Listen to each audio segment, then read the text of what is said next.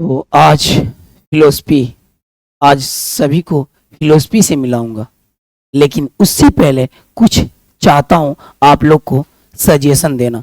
देखो, मैं सोच रहा हूं कि आज एक नई स्टार्ट होना चाहिए। माइंड के उस सभी शब्दों को जला दो जो शब्द तुम्हें पढ़ने से रोकता है, अच्छा सोचने से रोकता है, अच्छा करने से रोकता है, और बाहर आओ, जेटी एकेडमी में आओ। आज से नई शुरुआत करते हैं, क्योंकि जब तक शब्दों को नहीं जलाओगे, वो घटिया थॉट्स को माइंड से जब तक आउट नहीं करोगे, तब तक एक बेस्ट स्टूडेंट नहीं बन सकते हो। फिलोसफी तुमको यही सिखाएगा और यही देने वाला है। इसलिए फिलोसफी से सिर्फ यही इंटेंशन लेके आना, और साथ में एग्जाम के रिलेटेड सभी ऑब्जेक्टिव को प्रिपरेशन भी कराएगा। तो डियर, आप लोग से रिक्वेस्ट है कि मेरे जेटी एकेडमी पे ज्यादा से ज्यादा संख्या में स्टूडेंट को जोड़ने का काम करें, और शेयर करें और सब्सक्राइब करें, ताकि हम लोग का ज्यादा से ज्यादा इंटेंशन स्ट्रांग हो और हम लोग आपके लिए मेहनत कर सके। इसीलिए आज ऑब्जेक्टिव से मिलेंगे। आज मेरा फिलोसफी में 4 क्लास है। तो फर्स्ट में क्या बोला आप लोग को कि माइंड के उस सभी शब्दों को आग लगा दो, जला दो, जो शब्द तुम्हें पढ़ने से रोकता है, हर एक दिन आगे बढ़ने से रोकता है, अच्छा सोचने से रोकता है। और आओ, बाहर आओ, जेटी में आओ, और फिर एक नई शुरुआत करते हैं। तो चले नई शुरुआत की तरफ। तो देखते हैं आज क्वेश्चन को। 2026 में फिलोसफी में कौन कौन ऑब्जेक्टिव आने वाले हैं। लेकिन आप लोग को यह बता देता हूं कि फिलोसफी में जो चैप्टर है उसका नाम है श्रीमद् भागवत गीता। आज श्री भगवान श्री कृष्ण से दर्शन करने वाले हैं। उनके द्वारा आज से 5000 वर्ष पूर्व जो उपदेश दिया गया था, वो आज हम जानेंगे कि कब क्या दिया गया था, किनके द्वारा आया, किनके द्वारा लिखा गया था। ये सब कुछ को ऑब्जेक्टिव के द्वारा समझेंगे और देखेंगे, जो एग्जाम में भी आने वाला है। तो चले, तो भगवान श्री कृष्ण से प्रार्थना भी करते हैं, और आप लोग भी कीजिए कि मेरा जेटी जो एजुकेशनल चैनल है ये नंबर 1 चैनल बने। तो चले, तो चलते हैं डियर।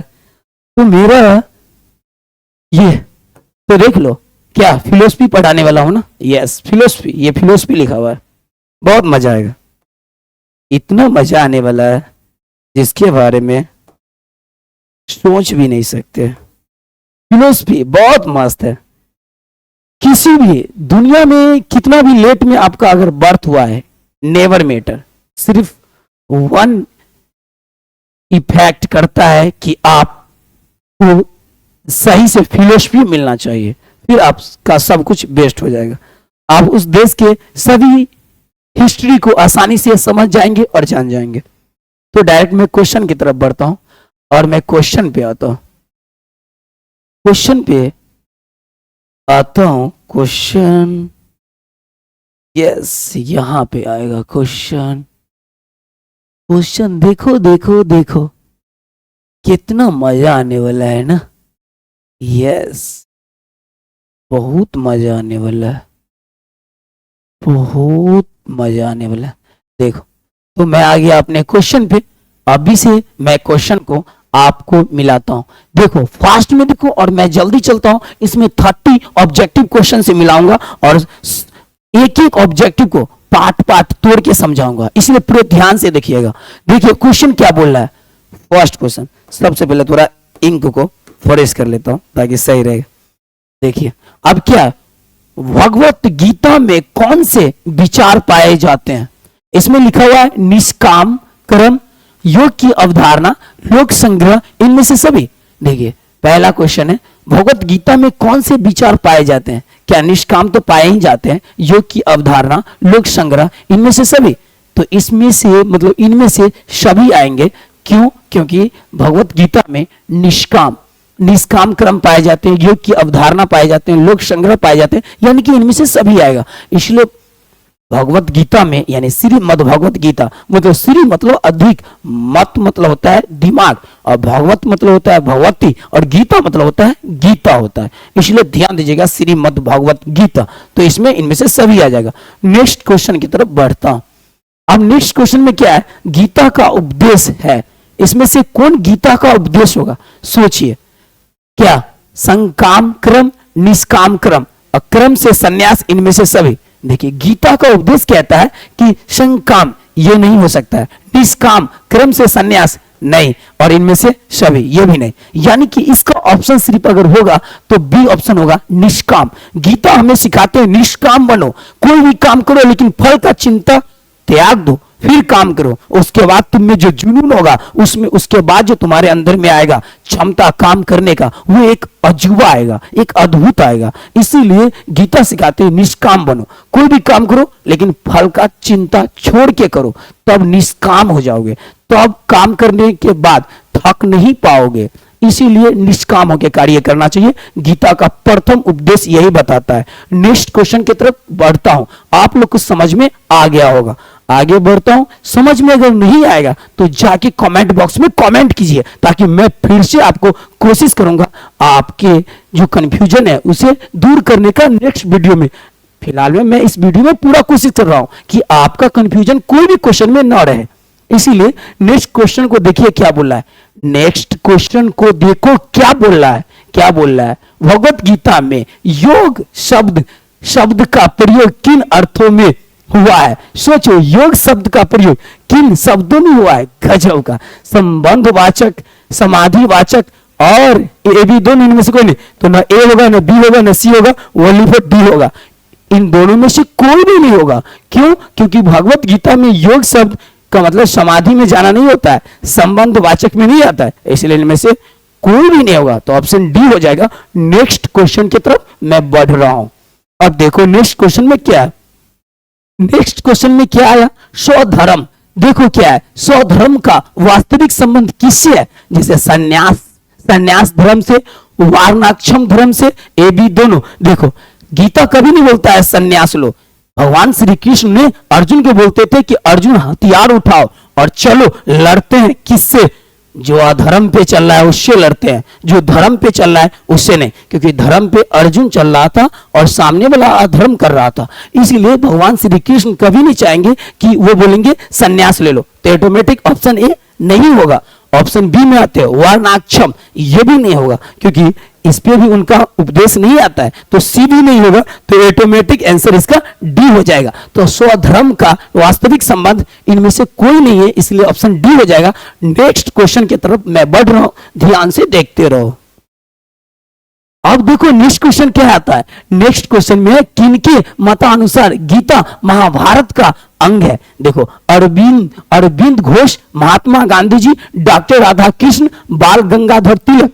सोचो, बाल गंगाधर तिलक नहीं आ सकते हैं, क्योंकि किनके मतानुसार? मतानुसार मतलब होता है दिमाग, सोच के अनुसार क्या है, गीता महाभारत का अंग है। किसके मन के अनुसार, किसके सोच के अनुसार?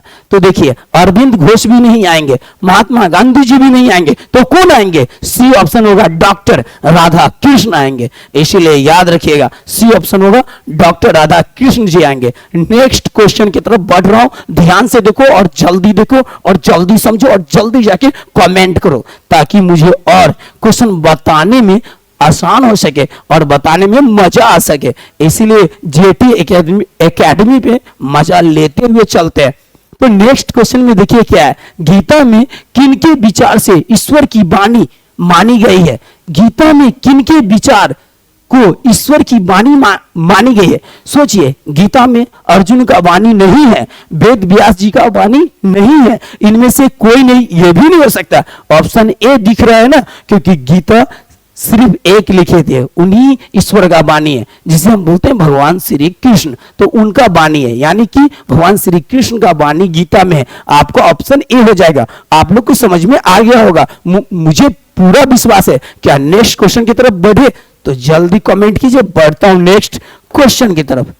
अब देखिए नेक्स्ट क्वेश्चन में क्या है, उपनिषद को कहा जाता है क्या? योग विद्या, ब्रह्म विद्या, ज्ञान विद्या। तो याद रखिएगा, उपनिषद को ज्ञान विद्या नहीं कहा जाता है, योग विद्या भी नहीं कहा जाता है, इस उपनिषद को ब्रह्मा विद्या कहा जाता है। इनमें से कोई नहीं, ये भी नहीं आएगा तो सी, डी और ए नहीं होगा, इसका ऑप्शन बी हो जाएगा। उपनिषद एक ब्रह्मा विद्या है, ब्रह्मा के द्वारा प्राप्त एक विद्या से उपनिषद का तैयारी हुआ है, इसीलिए आप लोग को समझ में आ गया होगा। अब हम नेक्स्ट क्वेश्चन की तरफ बढ़ता हूं, तो ध्यान से देखते रहिए। अब ये नेक्स्ट क्वेश्चन में क्या है, गीता में किस योग की चर्चा हुई है?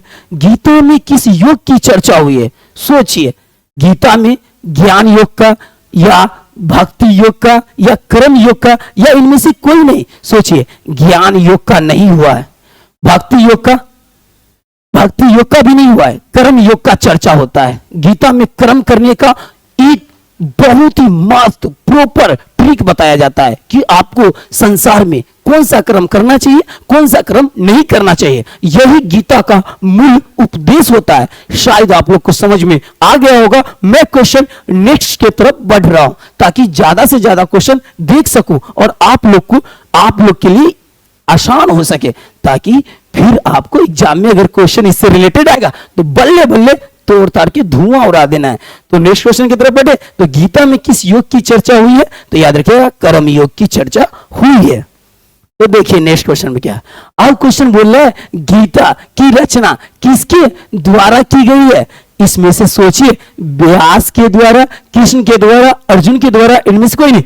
ऑप्शन में डी नहीं होगा, अर्जुन के द्वारा भी रचना नहीं किया गया, भगवान कृष्ण के द्वारा भी रचना नहीं किया गया। तो गीता का रचना किसने किए थे? तो वेद व्यास जी किए थे। तो व्यास जी के द्वारा गीता का रचना किया गया है, गीता बनाया गया, मतलब गीता का रचना मतलब लिखा गया वेद व्यास जी के द्वारा। इसलिए ध्यान रखिएगा, गीता का रचना किए थे वेद व्यास जी। तो आगे बढ़ता हूं, मुझे पूरा विश्वास है कि आप लोग को समझ में आसानी से आ रहा होगा। तो ठीक है, आगे मैं अब चलता हूं। अब देखिए नेक्स्ट क्वेश्चन क्या है, निष्काम। निष्काम मतलब जब हम कर्म करते हैं लेकिन हमें फल का चिंता जरा सी भी नहीं रहता है, उसी को हम बोलते हैं निष्काम। तो देखिए निष्काम का मूल सिद्धांत क्या है? शारीरिक सुख या कर्तव्य के लिए कर्तव्य या ए बी दोनों, इनमें से कोई नहीं। डी ऑप्शन नहीं होगा, सी ऑप्शन भी नहीं होगा और ए ऑप्शन भी नहीं होगा, ऑप्शन बी होगा, कर्तव्य के लिए कर्तव्य। गीता सिर्फ एक ही उपदेश देते हैं, कर्तव्य करो, कर्तव्य करो, कर्तव्य करो, ना कि शारीरिक सुख के लिए करो। इसीलिए अर्जुन ने खूब कर्तव्य कर रहे हैं, शारीरिक सुख के बारे में नहीं सोच रहे हैं। तो आगे बढ़ता हूं, शायद आप लोग को पूरा समझ में आ गया होगा, इसलिए मैं क्वेश्चन को आगे बढ़ता हूं और देखिए इसका ऑप्शन बी हो जाएगा। तो निष्काम मतलब हमेशा ध्यान रखिएगा, कर्म करना है, फल के बारे में चिंता नहीं करना है, उसी को निष्काम कहते हैं। अब देखिए नेक्स्ट क्वेश्चन क्या है, महात्मा गांधी जी ने गीता को क्या कहे थे? सोचिए, माता कहे थे, पिता कहे थे, बाइबल कहे थे, कुरान कहे थे। तो याद रखना है कि महात्मा गांधी जी ने गीता को न कुरान बोले, न बाइबल बोले, न पिता बोले, सिर्फ माता बोले थे। इसलिए ऑप्शन ए हो जाएगा। शायद मुझे पूरा विश्वास है कि आप लोग को समझ में आ रहा होगा। मैं नेक्स्ट क्वेश्चन की तरफ बढ़ रहा हूं। इस क्वेश्चन का आंसर ए होगा, माता। महात्मा गांधी जी ने गीता को माता कहते हैं, इसलिए नेक्स्ट क्वेश्चन की तरफ बढ़ रहा हूं। आप देखिए मेरा नेक्स्ट क्वेश्चन क्या होता है, गीता के अनुसार योग क्या है? देखिए योग पे बात हो रहा है, इसलिए ध्यान दीजिएगा। त्याग करना योग होता है, समाधि करना योग होता है, ईश्वर से मिलन होता है। ऑप्शन में एक कैल्शियम हो जाता है, not good, not correct option होगा ए, और फिर बी भी कैल्शियम हो जाएगा और सी होगा करेक्ट। क्यों? क्योंकि भगवान कृष्ण ने जो भी उपदेश देते हैं उसका मीनिंग होता है ईश्वर से मिलन। तो गीता हमेशा हमें ईश्वर से मिलन का रास्ता बताते हैं, दूसरा कोई रास्ता नहीं बताते। और डी ऑप्शन भी कैल्शियम हो जाएगा, तो ऑप्शन सी हो जाएगा, ईश्वर से मिलन। शायद मुझे लग रहा है फिलोसफी में आप लोग को खूब मजा आ रहा है, इसीलिए जाइए कमेंट कीजिए ताकि मुझे और आप लोग को आसान से आसान तरीका से मैं हर ऑब्जेक्टिव को एक्सप्लेन कर सकूं। तो डियर चलते हैं नेक्स्ट क्वेश्चन की तरफ। अब देखिए नेक्स्ट क्वेश्चन में क्या है, गीता रहस्य की रचना किसने की है? गीता रहस्य की रचना किसने की है?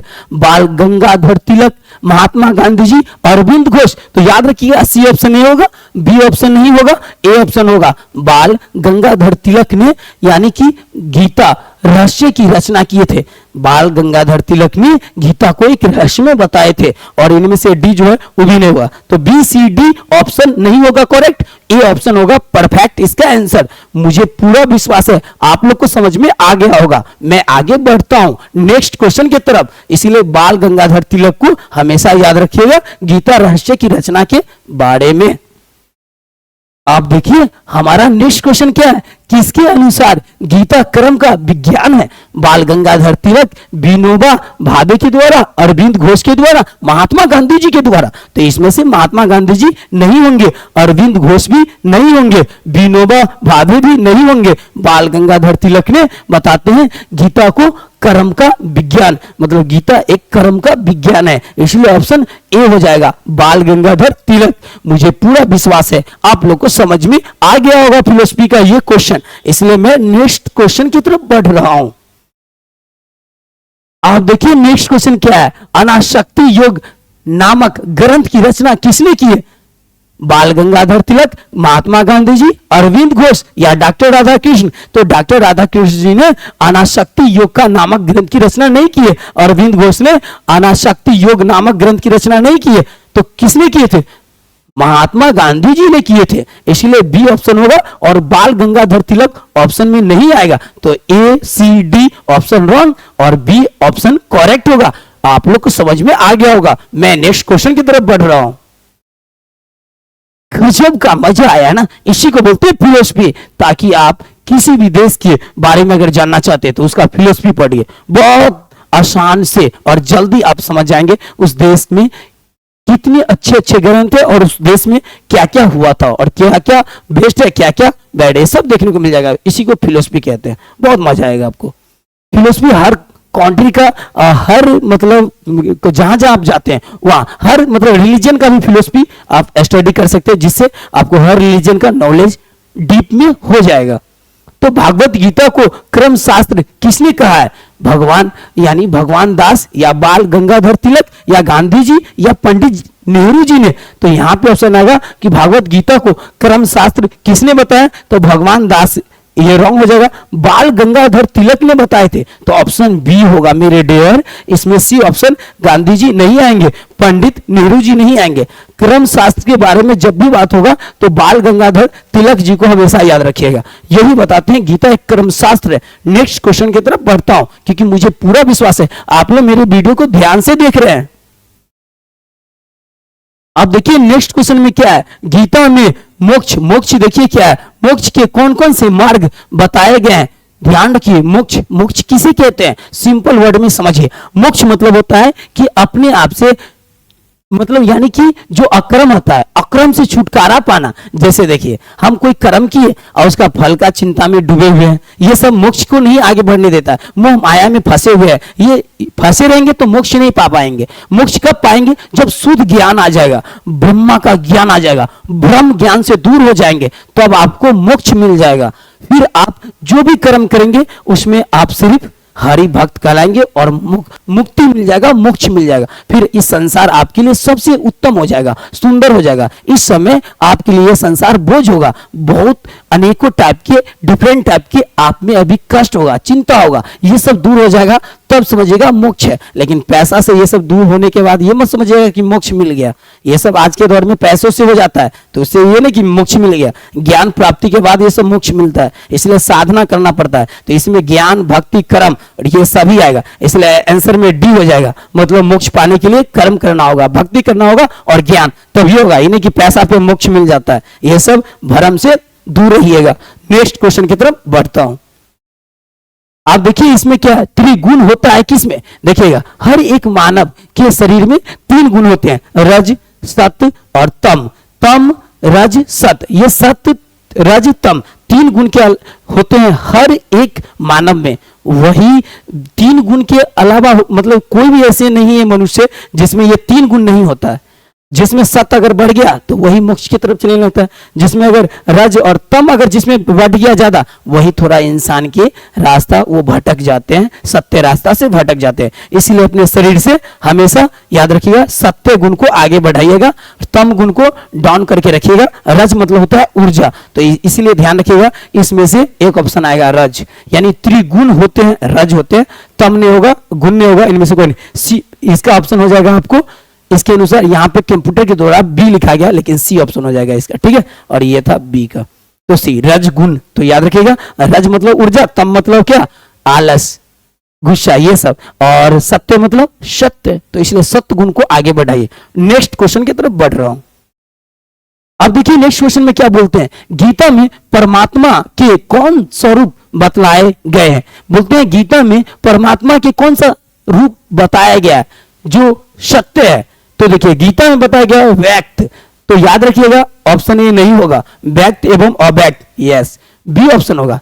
यानी गीता में परमात्मा का रूप बताया गया है कि परमात्मा एक व्यक्त एवं अव्यक्त दोनों है, मतलब परमात्मा दोनों में है। जो पाप कर रहा है उनमें भी परमात्मा देख रहे हैं, जो अच्छा कर रहा है उनको भी परमात्मा देख रहे हैं, सिर्फ अंतर यह है कि वो समझ नहीं रहा है। इसीलिए यहां पे बोला गया व्यक्त एवं अव्यक्त दोनों में परमात्मा होते हैं, तो दोनों को बाद में जाके कैलकुलेशन होके फिर क्या होता है, सजा मिलता है। इसीलिए ध्यान रखिएगा सत्य कर्म करना है और सत्य कर्म नहीं करना है। तो आगे बढ़ता हूं नेक्स्ट क्वेश्चन की तरफ।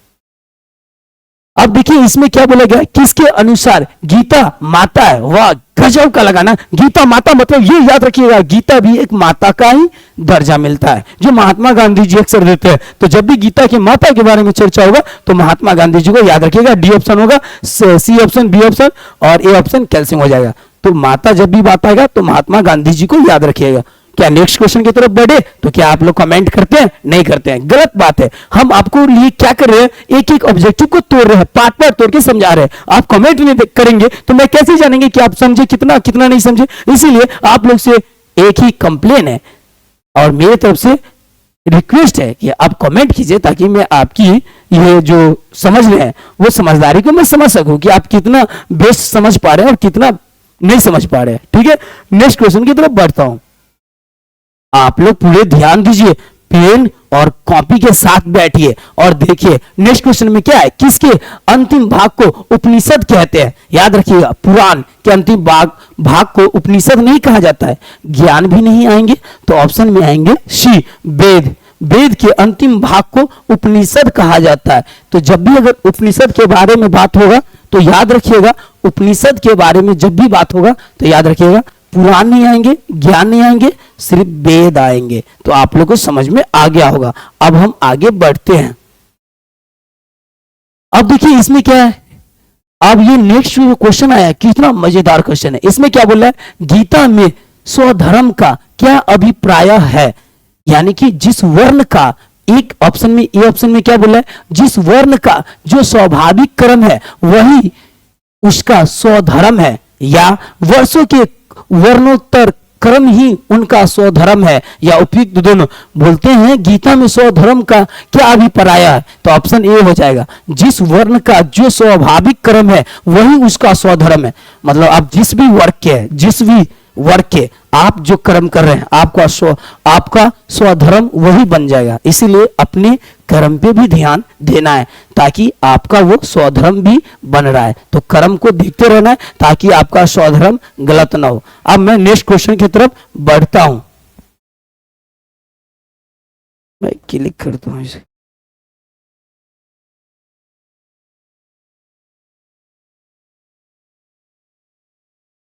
क्या हुआ,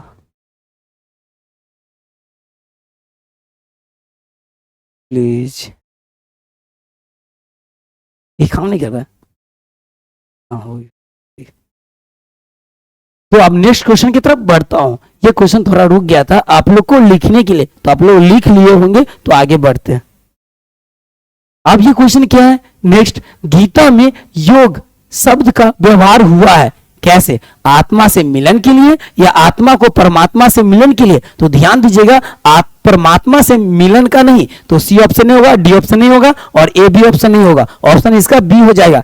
गीता समझाते हैं और सिखाते हैं कि आत्मा को परमात्मा से मिलन का एक ही कोई अगर है ग्रंथ तो आपको रास्ता बता सकते हैं, तो वो गीता है। वही आपको बताएंगे कि आत्मा परमात्मा से कैसे मिल सकते हैं। मेरा विश्वास है कि आप लोग को समझ में ये क्वेश्चन आ गया होगा बहुत आसान तरीका से, इसलिए मैं आगे बढ़ता हूं नेक्स्ट क्वेश्चन की तरफ। अब देखिए नेक्स्ट क्वेश्चन में क्या है, वेद कितने हैं? तो याद रखिएगा वेद 4 होते हैं, समावेद, समावेद, ऋग्वेद,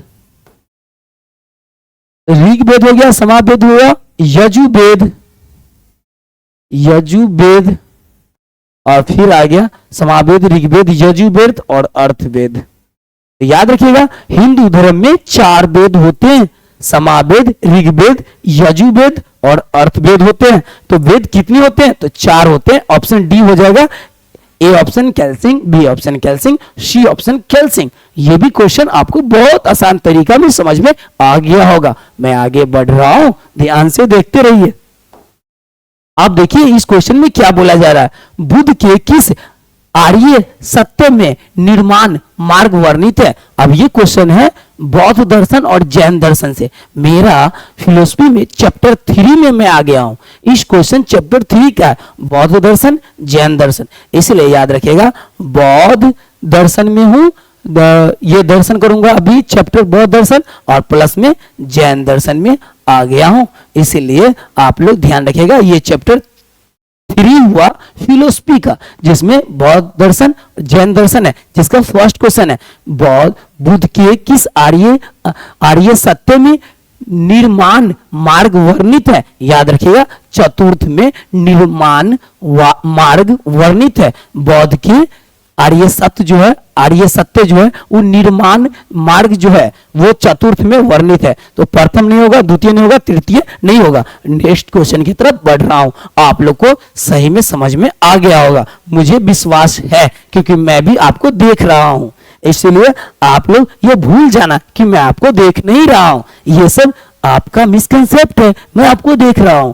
अब देखिए नेक्स्ट क्वेश्चन क्या है, किस दर्शन ने सम्यक समाधि की व्याख्या की है? तो याद रखिएगा बौद्ध दर्शन ने इसका किया है, क्या दर्शन ने सम्यक समाधि की व्याख्या की है? तो ऑप्शन ए हो जाएगा, बी, सी और डी कैल्सियम होगा। मीमांसा, योग दर्शन, न्याय दर्शन, ये क्या है? आस्तिक दर्शन है, इसीलिए इसमें बौद्ध दर्शन की नहीं आएगा। तो याद रखिएगा बौद्ध दर्शन ऑप्शन ए हो जाएगा। मैं नेक्स्ट क्वेश्चन की तरफ बढ़ता हूं। फिलोसफी में ये मेरा 4th क्लास है, इसलिए आप लोग को समझ में आ गया होगा।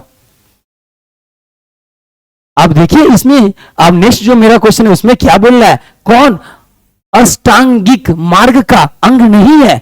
प्रज्ञा, शील, समाधि, शून्यवाद। तो प्रज्ञा नहीं होगा, शील नहीं होगा, समाधि नहीं होगा, शून्यवाद होगा। कौन अष्टांगिक मार्ग का अंग है? तो शून्यवाद। इसीलिए पूरे ध्यान से याद कीजिए, पूरे ध्यान से लिखिए, खुद समझ में आएगा, ये मेरा वादा है। चलता हूं नेक्स्ट क्वेश्चन की तरफ। अब इसमें देखिए क्या क्वेश्चन बोल रहा है, बौद्ध दर्शन के अष्टांग मार्ग का पहला चरण क्या है? सम्यक वाक या सम्यक दृष्टि या सम्यक क्रमानांत या सम्यक संकल्प। आप सोचिए क्या हो सकता है बौद्ध दर्शन के अष्टांग मार्ग का पहला चरण? यानी कि ऑप्शन ए हो जाएगा, सम्यक वाक हो जाएगा, यानी कि ऑप्शन ए सम्यक वाक हो जाएगा। इसलिए ध्यान रखिएगा बौद्ध दर्शन के अष्टांग मार्ग का पहला चरण सम्यक वाक हो जाएगा, ऑप्शन ए। तो बी, सी और डी को कैंसिल कर दीजिए। मुझे विश्वास है आपको ये क्वेश्चन भी समझ में आसानी से आ गया होगा। मैं नेक्स्ट क्वेश्चन की तरफ बढ़ रहा हूं। तो देखिए नेक्स्ट क्वेश्चन में क्या है, बौद्ध दर्शन निम्नलिखित में से किसे स्वीकार करता है? अनात्मवाद को या मध्य मार्ग को या अष्टांगिक मार्ग को या इनमें से सभी को? तो देखिए बौद्ध दर्शन निम्नलिखित में से किसे स्वीकार करता है? तो इनमें से सभी को स्वीकार करता है। अनात्मवाद को, मध्य मार्ग को, अष्टांगिक मार्ग को, इनमें से सभी को डी ऑप्शन हो जाएगा। इसीलिए मैं आगे बढ़ता हूं और देखता हूं नेक्स्ट क्वेश्चन क्या है। तो नेक्स्ट क्वेश्चन अब नेक्स्ट क्लास में बताऊंगा, यहीं तक क्लास रहा, इसीलिए आप लोग जब नेक्स्ट क्लास में आएंगे तो उसमें आपको बताऊंगा। तो यहीं तक मेरा क्लास रहा, फिर नेक्स्ट क्लास में मिलते हैं, तब तक के लिए आप सभी को थैंक यू।